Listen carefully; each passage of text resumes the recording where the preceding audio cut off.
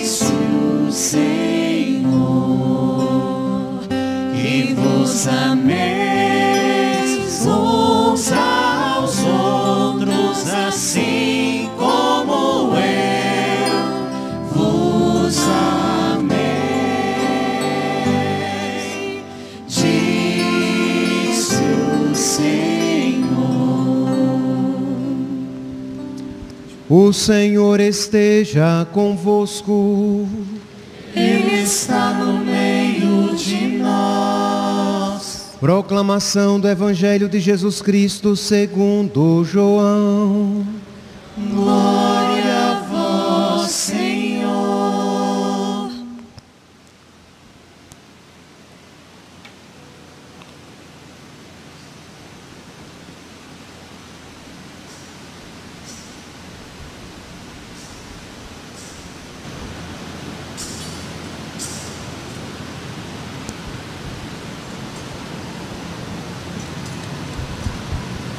Antes da festa da Páscoa, Jesus sabia que tinha chegado a sua hora de passar deste mundo para o Pai. Tendo amado os seus que estavam no mundo, amou-os até o fim. Estavam tomando a ceia. O diabo já tinha posto no coração de Judas, filho de Simão Iscariotes, o propósito de entregar Jesus. Jesus, sabendo que o Pai tinha posto tudo em suas mãos e que de Deus tinha saído e para Deus voltava, levantou-se da mesa, tirou o manto, pegou uma toalha, amarrou-a na cintura, derramou água numa bacia e começou a lavar os pés dos discípulos, enxugando-os com a toalha com que estava cingido. Chegou a vez de Simão Pedro. Pedro disse: Senhor, tu me lavas os pés? Respondeu Jesus: agora não entendes o que eu estou fazendo, mais tarde compreenderás. Disse-lhe Pedro: tu nunca me lavarás os pés. Mas Jesus respondeu: se eu não te lavar, não terás parte comigo. Simão Pedro disse: Senhor, então lava não somente os meus pés, mas também as mãos e a cabeça. Jesus respondeu: quem já se banhou não precisa lavar senão os pés, porque já está todo limpo. Também vós estáis limpos, mas não todos. Jesus sabia quem o ia entregar. Por isso disse: nem todos estáis limpos. Depois de ter lavado os pés dos discípulos, Jesus vestiu o manto e sentou-se de novo. E disse aos discípulos: compreendeis o que acabo de fazer? Vós me chamais mestre e Senhor, e dizeis bem, pois eu sou. Portanto, se eu, o Senhor e mestre, vos lavei os pés, também vós deveis lavar os pés uns dos outros. Dei-vos o exemplo, para que façais a mesma coisa que eu fiz. Palavra da salvação. Glória a vós, Senhor.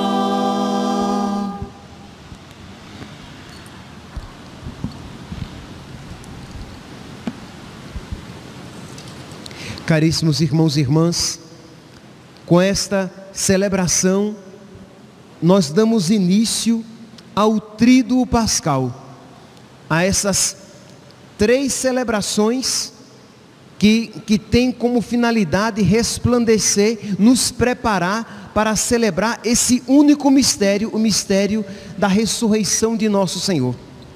Pois bem, este tríduo então tem como primeiro dia este em que Jesus institui a Eucaristia. A Eucaristia, meus santos, nós poderíamos dizer, sem sombra de dúvidas, é o presente de despedida que nosso Senhor nos deixa. Ele sabe que vai partir. Ele sabe que Ele vai morrer por nós. Então, Ele deixa um presente para nós, para que nós dele não nos esqueçamos e para que Ele de nós não permaneça distante. Veja aqui, meus santos, a beleza desse sacramento hoje instituído. Jesus vai partir. Jesus, de alguma maneira, Ele vai nos deixar, porque Ele vai partir para o Pai. Mas Ele não quer que nós fiquemos sozinhos. e Ele não quer que nós dele nos esqueçamos. De modo que todas as vezes que nós olhamos para a Eucaristia, nós devemos nos recordar do amor de Deus. Deus nos amou tanto, Jesus nos amou tanto, que quis se fazer coisa para estar perto de nós. Quis se fazer um alimento para morar dentro de nós, para nos alimentar dessa maneira tão especial. Meus irmãos, isso deve encher o nosso coração de gratidão, de alegria, de amor, de devoção. É por isso que nós católicos, nós temos tanto, e devemos ter cada vez mais, tanto amor à Eucaristia. É por isso que nós católicos, nós fazemos de tudo, e devemos fazer. Se formos católicos de fato, isso faremos. Faremos de tudo para participar ali da Eucaristia, para estar ali naquele mesmo local sagrado, celebrando aquele mesmo mistério que Jesus quis deixar para nós. Imagine, Jesus, não é que Jesus, de uma hora para outra, ele pensou: nossa, eu vou fazer o sacramento da Eucaristia para eles. Não, a Eucaristia é um sonho do coração de Deus.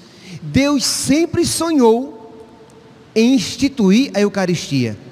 Ele mesmo fala aqui em Lucas, capítulo 22, versículo 15. Tenho desejado ardentemente comer convosco esta Páscoa antes de sofrer. Desejei ardentemente, não é apenas um desejo, mas é um desejo ardente, uma vontade ardente de comer essa Páscoa, isto é, de fazer esta ceia, de instituir a Eucaristia e deixá-la para nós. E é interessante como isso acontece, né? Quando Jesus vai escolher o lugar para a ceia, é algo já pensado. Ele diz assim, vocês podem depois pegar em Lucas, capítulo 22, no versículo 9. Os apóstolos perguntam: onde queres que preparemos a Páscoa? Jesus respondeu: ao entrardes na cidade, encontrareis um homem carregando uma bilha de água. Isto é como que Jesus estivesse vendo a cena. Algo querido, pensado. Ele, como Deus, sabia muito bem. Então ele vai dizendo: olha, você vai entrar na cidade, você vai encontrar um homem carregando uma bilha d'água. Você vai segui-lo até a casa onde ele vai entrar. E você vai procurar o dono dessa casa onde ele entrou. E você vai dizer: o mestre pergunta, onde está a sala onde comerei a Páscoa com os meus discípulos? Imagine, tudo preparado. Isto foi uma ação da graça no coração daquele homem. Não é que Jesus tinha já acertado com aquele homem, já alugado aquela sala onde iria acontecer a Páscoa.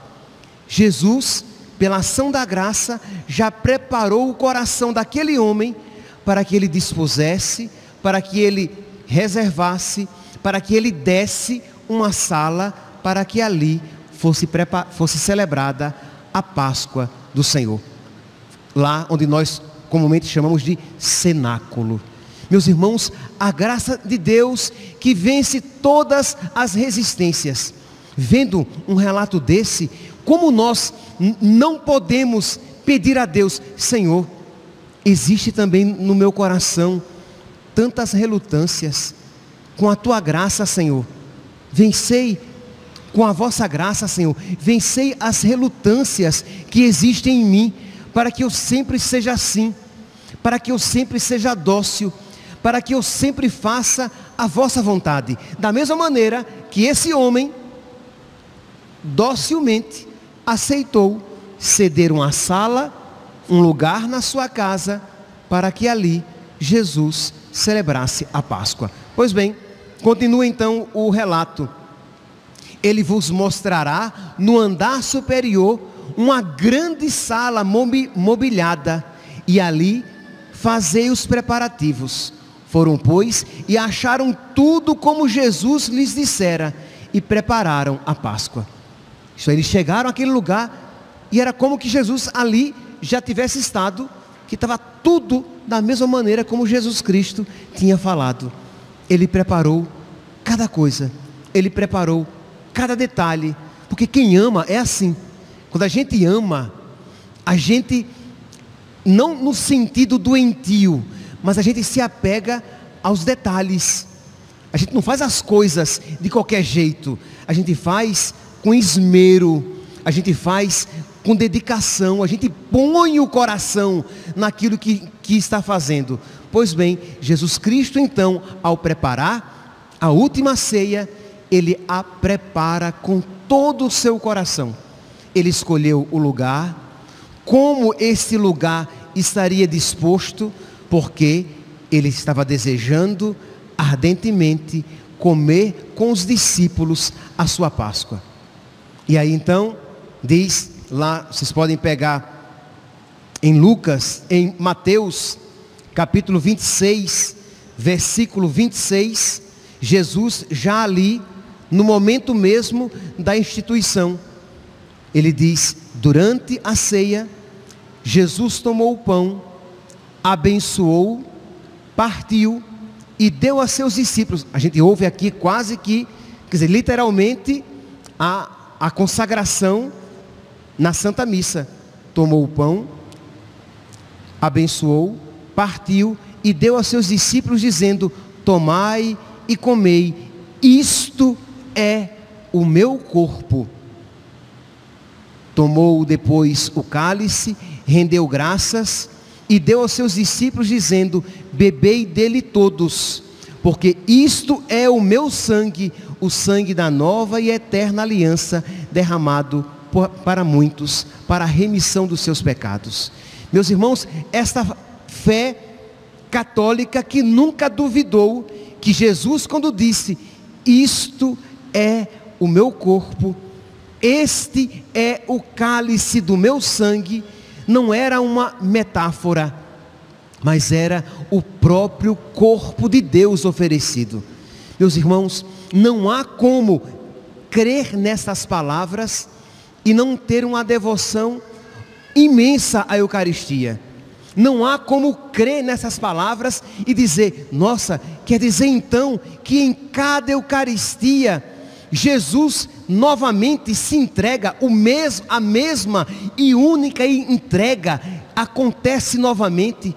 É aquele memorial do amor dele. Nós ouvimos na segunda leitura de hoje, retirada da carta de São Paulo aos Coríntios, capítulo 11, versículo 26, São Paulo diz: todas as vezes de fato que comerdes deste pão e beberdes deste cálice, estareis proclamando, recordando, fazendo memória da morte do Senhor, até que Ele venha, do amor do Senhor. Meus irmãos, nós precisamos pedir a Deus que Ele abra os nossos olhos, para que nós olhemos para a Eucaristia com olhos novos, com olhos espirituais, não simplesmente com olhos carnais, quem vê apenas um rito acontecer, mas quem vê além dos símbolos, para quem vê além dos gestos litúrgicos, quem vê que ali Jesus Cristo verdadeiramente se dá a nós, dá o seu corpo, sangue, alma e divindade. Meus irmãos, depois disso ter sido dito, afirmado, não há espanto, não há incompreensão diante da realidade de os católicos amarem e quererem muito participar da Eucaristia, porque é o banquete dos banquetes, é o sacrifício por excelência, é o alimento sem igual. Se nós temos fé, e nós temos fé, pode ser que seja pequena, peça para que ela cresça, mas nós temos fé. Ora, se a Eucaristia é o corpo de Cristo, se na Eucaristia eu recebo Deus, quem é maior do que Deus? o que é maior do que Deus? Que coisa mais importante, desculpe-me aqui a redundância, que coisa importante é mais importante do que Deus? Nada. Ora, se nós estaríamos dispostos a fazer qualquer sacrifício para comer e para beber, muitos maiores sacrifícios estamos dispostos a fazer para comungar. Se nós estaríamos dispostos a caminhar léguas e léguas para pegar água, né? Nós hoje em dia abrimos as torneiras e a água vem, mas quando eu era criança, nós cavávamos buraco, porque a água não chegava à casa. Então, pense uma rua com uma fila de baldes, e nós todos, os filhos todos iam, porque tinham que carregar, e nós todos íamos com baldes, às vezes baldes maiores do que nós, dávamos 2 passos e parávamos, porque não conseguíamos carregar tamanho peso, mas ia devagar, porque se balançasse muito derramava, e a água era ouro, né? Se o balde chegasse meio em casa, a mãe, então nós íamos, mas nós caminhávamos muito, e passávamos às vezes o dia inteiro carregando água, porque com a água a gente lava a roupa, com a água a gente faz a comida, com a água a gente lava os pratos, com a água a gente toma banho, com a água a gente se hidrata. Então a água é importante. Então pela água nós fazíamos filas imensas de balde para encher os tanques em casa. Ora, se este sacrifício é lógico, é coerente, é correto, se pela água que apenas sacia a sede e daqui a pouco ela volta novamente, se pela água nós estamos dispostos a fazer um sacrifício assim, quanto mais pelo corpo e o sangue de Cristo. Então, meus santos, nós precisamos pedir a Deus: Senhor, reaviva a minha fé, Senhor, ilumina os meus olhos, para que eu creia cada vez mais, e para que eu saiba de que eu sou carente, de que eu necessito de Jesus, de que eu necessito da Eucaristia. É triste quando os católicos não têm essa consciência de que mais do que água e pão, do Senhor temos necessidade. Mais do que água e comida, nós devemos ter sede, vontade, necessidade, ânsia de Deus. Então é esta fome de Deus que vai nos levar à Eucaristia, que vai nos levar à oração. Sim, mas aqui, como estamos falando da Eucaristia, quero frisar explicitamente. Ora, imagine se nós, meus santos, soubéssemos que indo à igreja, nós iríamos ter acesso a um elixir, a uma substância que nos garantiria saúde, corpos saudáveis, que nenhuma doença nos atingiria. Mas, quando chegasse a hora da nossa morte, morreríamos. Não tenham dúvidas de que as pessoas iriam ansiosamente tomar esse elixir. Pois bem, meus santos, nós temos um alimento, nós temos um remédio para a nossa alma, que, como diz nosso Senhor em João capítulo 6, desde o versículo 20, que diz: eu sou o pão vivo que desceu do céu, quem comer deste pão viverá eternamente. João capítulo 6, versículo 51. Quem comer deste pão viverá eternamente, terá aquela vida que não passa, aquela vida feliz, aquela vida que é perfeita, aquela vida que é de Deus, aquela vida que Deus sonhou que nós a vivêssemos. E nós, meus santos, porque temos uma fé pequenininha, xoxinha, minguada, atrofiada, nós não nos motivamos a dizer: então eu vou caminhar léguas e léguas, se necessário for, porque eu quero participar da Santa Missa, para ver o amor de Deus e receber o seu corpo, o seu sangue, a sua alma e a sua divindade. Meus santos, é este mistério que nós hoje estamos celebrando, a instituição da Eucaristia. Jesus, que antes de partir, deixou um grande presente de despedida, deixou-se a si mesmo, deixou-se como alimento. Pois bem, este é um aspecto da missa de hoje, mas eu gostaria também, de uma maneira mais rápida, de fazer um aceno também ao gesto que daqui a pouco será feito, e que ele é tão emblemático, e ele é tão bonito, que comumente deu até nome a esta missa. Essa missa que em si se chama In Cena Domini, isto é, a missa na ceia do Senhor, a missa da instituição da Eucaristia, mas ela é também chamada pelo povo, e não inadequadamente, de missa do lava-pés, porque aquele gesto ficou marcado na nossa memória. Mas nós precisamos aqui, meus santos, reavivar o escândalo desse gesto. Escândalo aqui no sentido positivo. Isto é, imagine Deus que se ajoelha aos pés de uma criatura para lavar-lhe os pés. É algo impensável. Nós não estamos falando de um rei que tira o seu manto e que se ajoelha aos pés de um servo. Não. Nós não estamos falando de um presidente que vai lavar os pés e as feridas de um mendigo. Não. Nós não estamos falando de uma pessoa muito importante e que se rebaixa diante de uma pessoa insignificante. Não. Nós estamos falando de Deus, a segunda pessoa da Santíssima Trindade, o Verbo feito carne, que se ajoelha diante de nós para lavar as nossas sujeiras.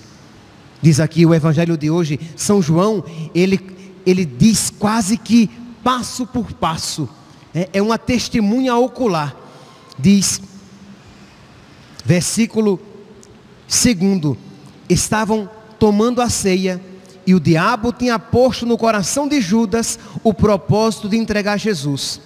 Jesus, sabendo que o Pai tinha colocado tudo em suas mãos, e que de Deus tinha saído e para Deus voltava, levantou-se da mesa, tirou o manto, pegou uma toalha, amarrou-a na cintura e derramou água na bacia. Ele foi fazer o trabalho dos escravos mais baixos, porque até entre os escravos existiam aqueles escravos que frequentavam a casa do Senhor e que faziam trabalhos mais dignos, mas aquele que lavava os pés, aqueles que tinham esta missão, eram os escravos, os servos mais, como posso dizer aqui uma palavra, não é insignificante, menos importante, eram aqueles servos menos importantes.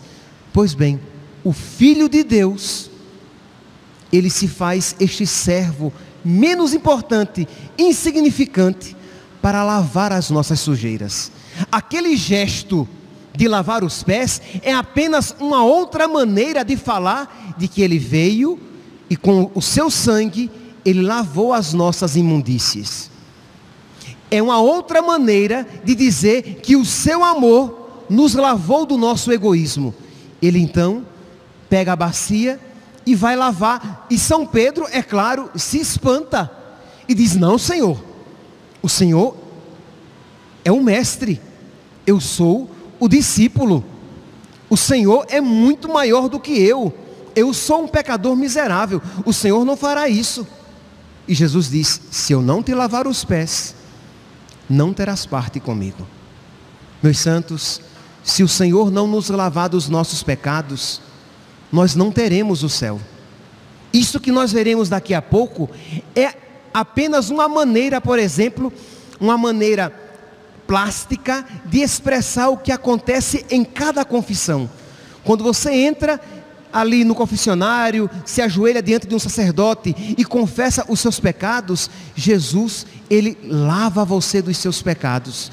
Ele de alguma maneira se rebaixa, porque ele vai ao seu encontro para lavar os seus pecados, e com que alegria, meus santos, nosso Senhor nos lava os nossos pecados. Com que alegria Ele quer lavar os nossos pés, com que alegria Ele quer lavar as nossas almas, porque Ele quer que nós tenhamos parte com Ele, porque Ele quer que nós tomemos posse do lugar que Ele preparou para nós na casa do Pai, porque Ele não quer que à mesa do banquete um lugar esteja faltando, esteja vazio. Isto é, era para o meu filho, mas ele não quis ter parte comigo. Hoje, meus santos, contemplando então esse gesto em que nosso Senhor amorosamente se rebaixa para lavar os pés dos discípulos, para nos lavar dos nossos pecados, peçamos a nosso Senhor que Ele vença alguma resistência, apresente a nosso Senhor alguma resistência na sua alma. Você que acompanha pelas redes sociais, você, no silêncio do seu coração, apresente a Jesus algo que você percebe que é um entrave espiritual, é um empacamento espiritual. Você empacou, você não vai para frente, você não tem progredido espiritualmente, ou não tem se largado daquele pecado. Peça ao nosso Senhor que Ele misericordiosamente Ele lave você e retire esse entrave. Peça ao nosso Senhor que, da mesma maneira que com a graça dEle, Ele tocou no coração daquele homem e que dispôs da sala para celebrar a Páscoa, que Ele também toque no seu coração e o torne dócil, para que você diga assim: Senhor, eu quero o que Tu queres, porque a Tua vontade é sempre boa. Eu quero fazer a Tua vontade, Senhor, porque na Tua vontade eu vou encontrar a verdadeira felicidade.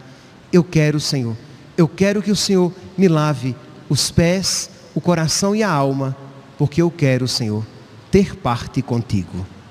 Louvado seja nosso Senhor Jesus Cristo, para sempre seja louvado.